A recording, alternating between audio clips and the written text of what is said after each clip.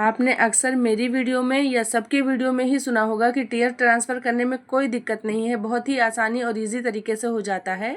तो आप लोगों को हम बता दें कि स्टार्टिंग में तो आपसे एक सिंगल केक भी नहीं इतने इजी तरीके से बनने वाला है, तो टीयर की तो बात छोड़ ही दो। ये सारी चीज़ें ओनली प्रैक्टिस से होती हैं।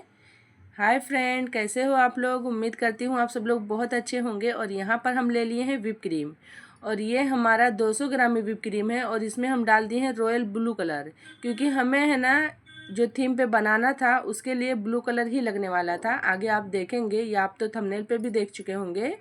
ये एल्सा केक बनने वाला है फ्रेंड, तो इसके लिए ब्लू ही लगेगा। वैसे आप लोग वाइट पर भी कर सकते हैं। पहले मेरा मानना था कि मैं वाइट पे कर दूं, फिर मैं बोली नहीं, थोड़ा सा ब्लू कर देती हूँ, और जो बॉर्डर दूंगी वो थोड़ा सा डार्क कर दूंगी।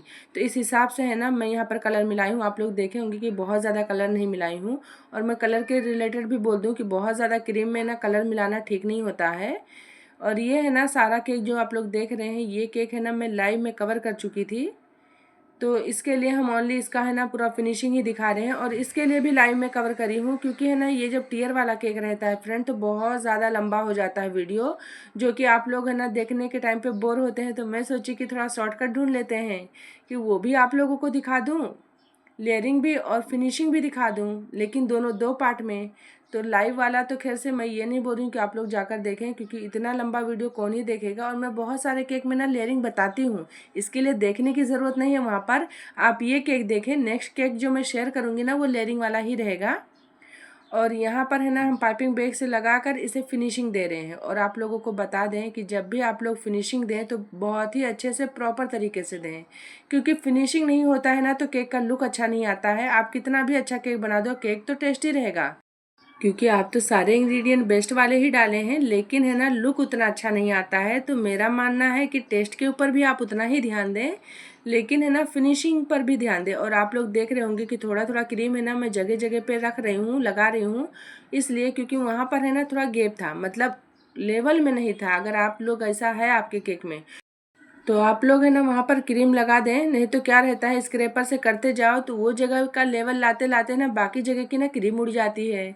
ऐसा किसके साथ होता है ज़रूर बताना। कभी कभी क्या रहता है, जब मूड में रहती हूँ तो भाई बहुत अच्छे से कोशिश करती हूँ बनाने के लिए, लेकिन कभी कभी मैं भी थोड़ा कोशिश करती हूँ कि भैया लेवल हो जाए। लेकिन मैं सोचती हूँ कि अगर मैं केक बना रही हूँ और सोच रही हूँ कि इस केक से आप कुछ सीखें, तो मेरा मानना है कि मैं आपको बेस्ट बताऊँ कि जहाँ क्रीम थोड़ा कम रहे वहाँ पर क्रीम लगाकर फिर फिनिशिंग दें। और साइड में हम कोम कर दिए हैं, क्योंकि है ना साइड में जब कोम रहता है ना तो मुझे बहुत ही ज़्यादा पसंद है। ओनली कोम नहीं, बहुत सारे अलग अलग पैटर्न के आते हैं, तो मुझे ना वो डिज़ाइन बहुत अच्छी लगती है। लेकिन अगर आप लोगों को प्लेन रखना है तो आप लोग वो भी कर सकते हैं। और जब है ना साइड में कोम करो ना तो थोड़ा थोड़ा क्रीम साइड से उठ जाता है, तो उसे है ना हम अंदर के साइड में खींच लिए हैं। तो खींचने के टाइम पे ना उतने अच्छे से फिनिशिंग नहीं आ रही थी, तो फिर आप लोग देखें कि मैं ना उसे अच्छे से फिनिशिंग दे दी हूँ। और जब ऊपर फिनिशिंग दी तो नीचे आ गया, तो फिर साइड में हम कोम करके ना उसे बहुत हल्के हाथों से ऊपर कर दिए हैं। और आप लोग देख रहे हैं कि मेरा केक है ना परफेक्ट फिनिशिंग में आ गया है। और टॉप तो पूरा वैसे भी कवर होने वाला था, तो उतना ज़्यादा फिनिशिंग की ज़रूरत नहीं थी, लेकिन फिर भी इतना कम भी फिनिशिंग की ज़रूरत नहीं थी कि मैं उसे छोड़ देती। और ये देखिए, ये मेरा केक है ना परफेक्ट रेडी है।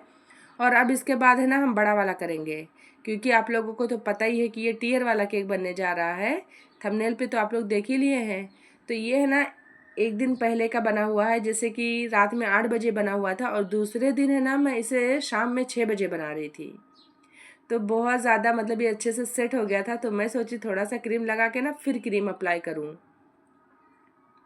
तो वैसे तो इसकी ज़रूरत नहीं थी जो अभी मैं करी हूँ, वो तो बस ऐसे ही, मैं क्या ही पता क्यों कर रही थी, मुझे खुद को भी नहीं आइडिया आ रहा है।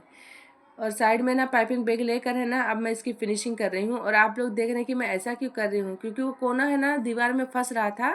फिर मैं थोड़ा सा स्टैंड आगे करी हूँ, मतलब थोड़ा सेटअप चेंज करी हूँ। फिर है ना मेरा ये प्रॉपर से घूमने लगा, क्योंकि ये वाला है ना जो नीचे आप बेस देख रहे हैं ना, ये काफ़ी बड़ा है। ये 1.5 kg वाला है, और केक भी 1.5 kg में ही बन रहा था। तो कभी कभी आप लोग सोचे कि अगर केक है ना छोटे में है, जैसे टीयर में है तो छोटे में आ जाता है, तो आप लोग सोचे कि 1.5 kg वाले में नहीं रखूं बेस में, 1 kg में, तो क्या रहता है ना वो पतला रहता है। और ऐसा लगता है ना जब उठाओ तो लगता है कि अरे अभी टूट जाएगा। टूटता तो नहीं है, क्योंकि हम इतने ध्यान से उसे खुद ही उठाते हैं, लेकिन फिर भी आप जितने केजी का केक बनाए ना उतना बेस लें तो ज़्यादा बेस्ट है। अगर आपके पास नहीं है लग बाई चांस, तो आप क्या कर सकते हैं, 1 1 kg का ना 2 बेस है ना बीच में चिपका दें। फिर है ना वो मोटा हो जाता है। ऐसा मैं बहुत बार करी हूँ, इसके लिए आप लोगों को सजेस्ट कर रही हूँ। जब मेरा सिंगल केक रहता था तो उस जगह पे मैं क्या करती थी, अगर वो ज़्यादा वेट में रहता था, जैसे टॉल केक रहता है तो 1 kg से ज़्यादा रहता है, 1.5 kg 2 kg, तो मैं है ना वो बेस है ना 2 चिपका देती थी, क्योंकि उस टाइम है ना बड़े बेस पे है ना केक देना अच्छा ही नहीं लगता है। तो इसके लिए मैं आप लोगों को सजेस्ट कर रही हूँ कि आप लोग भी ऐसा कर सकते हैं। और साइड साइड में जहाँ जहाँ मुझे लगा कि थोड़ा क्रीम कम है वहाँ पर हम क्रीम लगाएं, और फिर है ना यहाँ पर हम कोम कर दिए हैं, क्योंकि ऊपर वाले में कॉम किए हैं तो नीचे वाले में भी तो करना ज़रूरी है, नहीं तो लुक अच्छा नहीं दिखेगा। लेकिन आप लोगों को हम बता रहे हैं कि ये मुझे अच्छा लगता है। अगर आप लोगों को प्लेन रखना है ना तो भी रख सकते हैं, कोई दिक्कत नहीं है। और टॉप का है ना उतनी फिनिशिंग की ज़रूरत नहीं थी, क्योंकि बीच में तो टियर जाने वाला था, साइड का कॉर्नर थोड़ा दिखता लेकिन उतना ज़्यादा भी नहीं दिखने वाला था, क्योंकि हम साइड में बॉर्डर देना सोचे थे। क्योंकि हम देखे थे कहीं ये वाला केक बना था वो थोड़ा अलग थीम में बना था, पर हम सोचे थे ना उसी टाइप से बनाएंगे, तो इसके लिए साइड का उतना ज़्यादा दिक्कत नहीं था। पर कॉर्नर थोड़ा ज़रूरी था, तो हम कॉर्नर पे थोड़ा ध्यान दिए हैं कि कॉर्नर प्रॉपर तरीके से रहे। और जब तक मेरे केक की फिनिशिंग नहीं होती है ना, मेरा दिल ही नहीं मानता है कि मैं उसे ऐसे छोड़ दूँ। मतलब जितना मेरे से हो सकता है उतना मैं अच्छा करने की कोशिश करती हूँ। लेकिन ऐसा नहीं है कि मुझे परफेक्ट आ गया, भाई मैं एक्सपर्ट हो गई हूँ केक बनाने में, ऐसा बिल्कुल भी नहीं है। कोई भी चीज़ है अगर कोई करता है तो वो बोल ही नहीं सकता है कि मैं इसमें परफेक्ट हो गया हूँ या हो गई हूँ, क्योंकि होता ही नहीं है, कुछ नया नया उसमें आते रहता है। और यहाँ पर है ना हम डावल डाल रहे हैं, ये पेपर का है, और दूसरा वाला हम हार्ड वाला डाले हैं। लेकिन मैं आप लोगों को बता दूं कि यहाँ पर मुझे ये डालने की ज़रूरत बिल्कुल भी नहीं थी, क्योंकि मुझे ये कहीं लेकर जाना ही नहीं था। केक कटिंग करने में थोड़ा टाइम था तो इसलिए हम इसे 1 घंटा फ्रिज में रखे थे, लेकिन उसकी भी ज़रूरत नहीं थी, क्योंकि ऑलरेडी हमारा केक बहुत ही परफेक्ट तरीके से सेट था। लेकिन मैं टियर यहाँ आप लोगों के लिए लगा रही हूँ कि बाय चांस आप लोगों को टियर वाला केक बनाना है तो ये स्टेप उसमें ज़रूरी रहता है। और इसलिए रहता है कि अगर आप कहीं ट्रैवलिंग में ले के जा रहे हैं तो पूरा ही वेट है ना हमारा इस केक के ऊपर ना आए, थोड़ा है ना वेट ये एडजस्ट कर ले। और यहाँ पर हमारा ये परफेक्ट लग गया है, 2 हार्ड वाला है 2 पेपर वाला है। लेकिन मैं आपको बता रही हूँ कि मुझे इसकी ज़रूरत नहीं थी, क्योंकि मेरा घर का घर में ही केक कटिंग होने वाला था। और ये पूरा है ना ओवरनाइट है ना सेट करके रखा हुआ था हमारा केक, तो इतना ज़्यादा सेट था कि इसकी तो बिल्कुल भी ज़रूरत नहीं थी। लेकिन फिर भी मैं आप लोगों को सिखाने के हिसाब से ये स्टेप फॉलो कर दी हूँ। और यहाँ पर है ना ये हमारा बेस में भी केक बहुत अच्छे से सेट हुआ था, तो चारों साइड से पहले हम उसे छुड़ा दिए हैं, फिर बहुत ही ईज़ी से है ना उठ जाता है। स्टार्टिंग में बैलेंस करना नहीं आएगा, लेकिन धीरे धीरे हो जाएगा, कोई दिक्कत नहीं है। लेकिन मैं फिर बोल रही हूँ कि फर्स्ट टाइम में तो आपका बिल्कुल भी कुछ नहीं होने वाला है इतने आराम से, बहुत ज़्यादा डिफ़िकल्ट रहेगा, बहुत दिक्कत होगी, आपको बहुत ज़्यादा डर लगेगा। और ऐसा भी हो सकता है कि परफेक्ट जगह पे जहाँ पे आपको रखना है वहाँ पे रख के ना हो। और ये बहुत हार्ड था, मैं बोली अगर यहीं पे कटिंग करूँगी ना तो मेरा पूरा केक हिल जाएगा। इसके लिए फिर हम निकाल कर है ना बीच में डाल दिए हैं। और ये पार्ट भी डालना ज़रूरी है, क्योंकि है ना नीचे से ऊपर का दोनों को एक जॉइंट होना चाहिए, नहीं तो दूर लेकर जाएंगे ना तो थोड़ा फिसलने का डर रहता है। अब क्या है ना ये सेट है, अब बिल्कुल भी नहीं फिसलेगा। और बीच में थोड़ा सा क्रीम लगाकर हम उसे छुपा दिए हैं। और इसमें है ना जो क्रीम हमारा बचा हुआ था थोड़ा सा और वही कलर डाले हैं रॉयल ब्लू, और ये है ना थोड़ा सा डार्क कर दिए हैं, क्योंकि मैं बोली थोड़ा डार्क रहेगा ना तो उठ कर आएगा और भी ज़्यादा इसका अच्छा लुक आएगा।